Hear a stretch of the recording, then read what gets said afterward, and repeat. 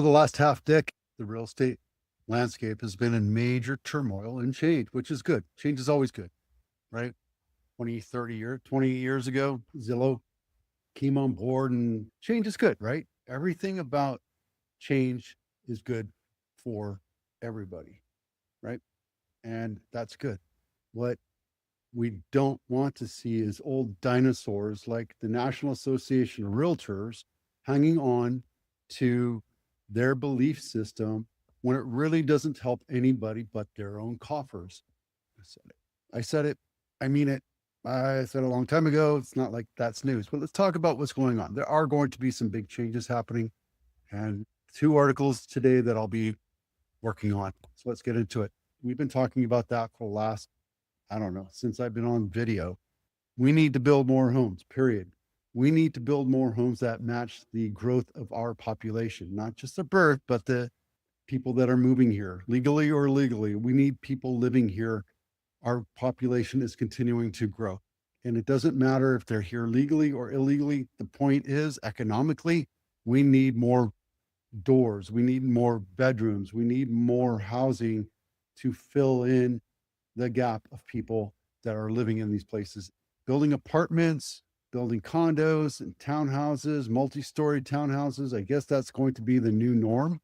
You buy a new home in San Jose and it's a 3-story behemoth with a 13 by 20 foot backyard. That's the normal because there's just not enough land. And whatever land they do buy, a developer does buy, is precious.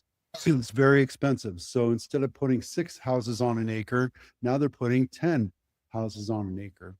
And that hurts you as a consumer, but a lot of consumers don't really care because they don't want the lawns, the landscape, the front lawn, right? They're okay parking and living and then eating and then going to sleep, and then going to work. I'm selling a house just like that in Hayward right now. If you want a front yard and a backyard, great. There's houses like that. But if you want it new, it's going to be like what I showed you before. I'll tell you that right now. Not professional looking to me, but again, I'm not shaving. My hair's all a muss. I just got back from the gym though. Anyway, the CEO of Move Inc., which owns Realtor.com, announced a resolution for 2020. So let's recommit ourselves to shared purpose and unite us, fighting access to the American homeowner, fighting for access. Move Inc.'s News Corp, the whole wallpaper, citing supply shortage. Look, we need homes to be built. And granted, we might be in a slowdown right now. The economy could crash, but guess what? It could last a year, it could last 5 years, but after that, we're going to be in economic growth. The economists right now are stating that we're going to go into an economic boom. I don't have a crystal ball. I don't know what the future holds for us, but economists seem to think that the economy is going to boom. I don't know. The pandemic was a huge thirst trap for a lot of people. Sub 4%, 80% of the home, 80% of mortgage owners right now are sub 4%. How can you justify going to another house and paying 7% or even 6% or even 5%? It just doesn't make sense. On top of that, when they bought, even though they paid a lot of money, they paid a premium for a house in 2021, it has increased in value. So yeah, they could sell their house and then move into another house, but then their incomes, their rates going up, their mortgage is going up, their taxes are going up, the insurance is going up. So really, why would they move? The answer is we can't really rely on those houses that were sold. Yes, there will be some through death, through divorce, through layoffs, what have you. But that is going to be a small population of the homes that come for sale today. The new homes are where it's going to be, especially in high demand markets like Santa Clara County and Palo Alto. Santa Clara County is a high volume area too, and we're not seeing a huge rock on the loss of value over the last 6 months. Yesterday, I said we did see a little bit, but that was only in certain areas on the east side of 87 or the east side of San Jose proper.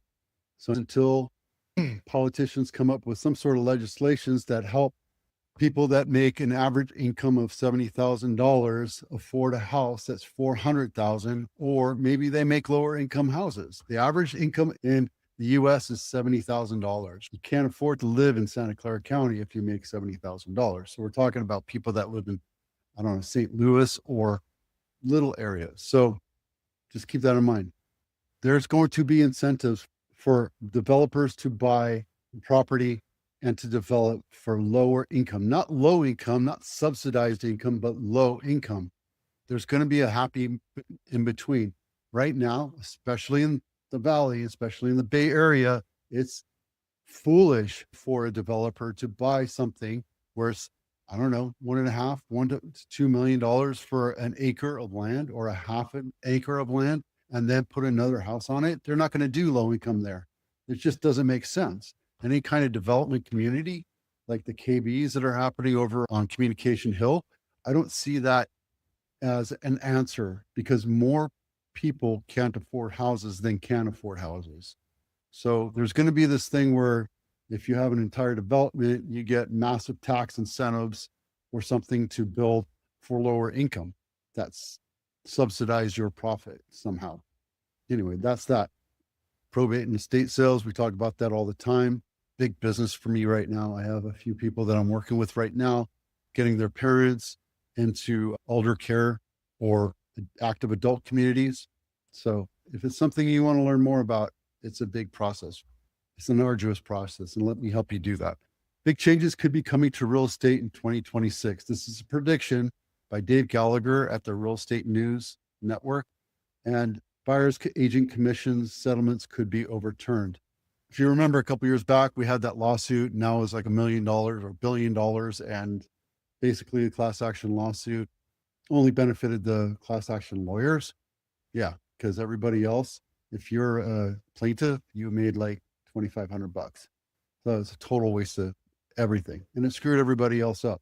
Here's what's probably going to happen. We're going to revert back to the old way, and we're going to be able to say, hey, we're going to offer you X amount commission, period. We'll put it in your offer and let's see what happens. But understand that is the total outcome, the bottom line that makes sense to my seller. So if you're competing against another house, another offer, and your offer is $10,000 less total in, you're screwed, even though you might be like 2% or 1% offered to the buyer's commission, or the buyer's even paying the commission. That's a huge thing. So I don't really work with a lot of buyers today, mostly because the system's whacked up and I'm settling out to see what happens. And NAR will continue shifting its efforts to make rules for multiple listing services to advocacy. Guys, the way it's set up right now is I'm a realtor. I don't like to claim it because this whole NAR thing has really proven to me that they don't care about anything but filling their coffers. They spent $800,000 on a logo rebrand. I know it takes time, it takes money to make money, but they're a nonprofit. They're supposed to be a not-for-profit. How much money does everybody make in those upper echelons? They don't really care about the realtors. They don't even care about the little people, the cogs that are working inside of NAR. And they don't care about the client. I can tell you that because I have never seen a direct line of impact from NAR to helping a client. I just don't see it. They talk about it. They say we help, but I don't see it. I don't see that direct line. And I challenge them to show us what that line is. How do you, in fact, help the client? How do you help the consumer, the home buyer and the home seller? How do you help them? So anyway, we're trying to make it so that make it easier rules, fair, without getting sued again because they're afraid of getting sued because they owe like $800 million. MLSs will be able to set their own rules. And here's what's going to happen. Like in Santa Clara County, there's 2 MLSs, but there's also Alameda, there's San Mateo, there's MLSs everywhere. And if MLS A in Santa Clara County says you have to be an NAR, oh, that's the other thing is in order to be a member of an MLS, you have to be a local board member on either SCORE or Silvar. Then you have to be California Association of Realtors, and you have to be an NAR associate or member or whatever. And I have to pay dues to all of that. If I had a choice, I would say I give up my brand of realtor because I don't really use it. I don't really care for it. And the last couple of years have besmirched the value of what a realtor is. If MLS A tells me I have to be a MLS, an NAR member, and MLSB says I don't, guess where I'm going to go? Path of least resistance for me. I'm willing to give up my brand as a realtor because people know me as Vito, the real estate agent, all knowing guy that does videos and sends out REWTF posts. I haven't branded myself as a realtor for a very long time, although I am. And the only thing that they have to say is that we belong to, or we all adhere to a list of ethic things, and there's no enforcement. That's the other thing that pisses me off. I think government needs to stay out of the fingers of it. They can provide legislation and oversight, but getting their fingers into government housing only winds up creating ghettos. And I'm not saying it as a bad thing. It just, when you give people too much, they expect it and they become dependent on it. And then there's a latency on it and it doesn't help anybody. And that's just my point of view. Government housing needs to bow out and just jurisdictionally govern by regulation only. Sticking their fingers into anything. Look at the post office. You're paying $1 for a freaking letter these days. It's ridiculous. It costs less to print than to mail. That's because the government has their fingers in it. I can go on and on, but there you go. Highs and lows. Tuesday, high and low of the first one of the year. This one is Rebecca Lane, not my listing. It came in a little bit under list price, $5.35 million, 4,600 square foot on a 1.25 acre lot in Los Altos Hills. It's nice, except for those little Philomena statues. Get rid of that. It's nice. Do they have a floor plan? Nope, no floor plan. Okay. The lowest priced house, or the lowest sold house, $663,000, not my listing, Suffolk, 1376 Suffolk. No lane, no drive. That's weird. 95127 near Capitol Expressway. I think this is a great buy for anyone that needs to get into a house. $663,000. If you find houses around there right now, that's a great buy. Morning. Highest list price of sales price ratio of the year so far is this one right here on Eileen Drive in 95129 San Jose, $2.6 million. I think it was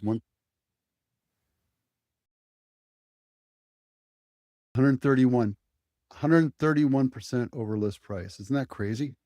31% over list price. Took 5 days to sell. Just goes to show if you list it low, you'll sell it fast.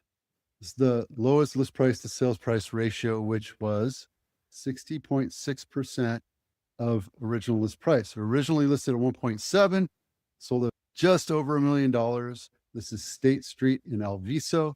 I've sold homes in El Viso. It's not a very attractive area, although you are close to the marina. You're close to the Bay Area, the Bay, which is nice. It's just getting to it's sticky, but it is what it is. 3-bedroom, 2-bath, 1,700 square feet, built in 1940. Take a quick look inside. Wow, you got a plat map. That's great. Actually, it looks like it's 2 parcels. That totally makes 0 sense to me. That's a shack, boy. I tell you, what in the world are you talking about? That is making no sense whatsoever. Okay, I'm confused. And this is the Los Gatos home of the week. Is Cypress Way. I think we talked about it before. That's seeming familiar, but it's brand spanking new, $4.28 million. Cypress Way, not my listing. 5-bedroom, 4-bath, 2,600 square feet, built in 2025. Let's take a quick look inside. Again, everything you're looking at has just been installed. Nobody's ever lived there. Look, they took it and make it a portrait or postage stamp lot. You don't get a whole lot of backyard. And a lot of people don't care about that because they'd rather have more home, especially when in the $4 million range, right? But at least they put a floor plan together, and thank you for doing that. And then here is your recap. Average highest sold price was $10 million. Price to sales price ratio, the average price to sales price ratio in Santa Clara County for single family homes is 96.8%. So just a little bit under, but we're still seeing a lot of homes sell for over. Just on the average, it came down a little bit. Told you we had a price correction. There's your proof. 671 is the average. I think our lowest was like 330. The highest list price to sales price ratio was 100. The average lowest list price to sales price was 70% on the average. And then this is January 6th, which is today. The highest sold price was 5.3 million, off to a mediocre start at 95 on the average, 95 cents on the dollar.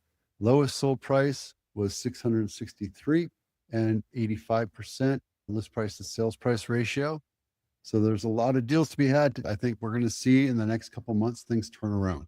Highest list price to sales price ratio is 131, and we already saw that. The highest one for sale is still 25 million. The lowest for sale is 279,000. This is off in Gilroy up in the mountains, and we have 539 homes for sale. On the average last year, we had 1,000. We need to be at 2,000. And we have 85 price reductions. These are all leftovers from last year, which is 15%. It's come down considerably, but also so has the actives have withdrawn or gone into sale or expired. So you have a number of actives. We did sell a lot of houses over the last 7 days. 75 homes went into contract. In 4 weeks, we'll be able to see what that turns out to be. But here we are. I want to push this out real quick. Santa Clara County, single family home, active versus price reductions, MLS listings. In May, we had, I think this is June. Yeah, May 20th when we peaked. And then these are actives. You can see that. And then you can see the ratio sandwich up a little bit and sandwich down, but it came drastically closer.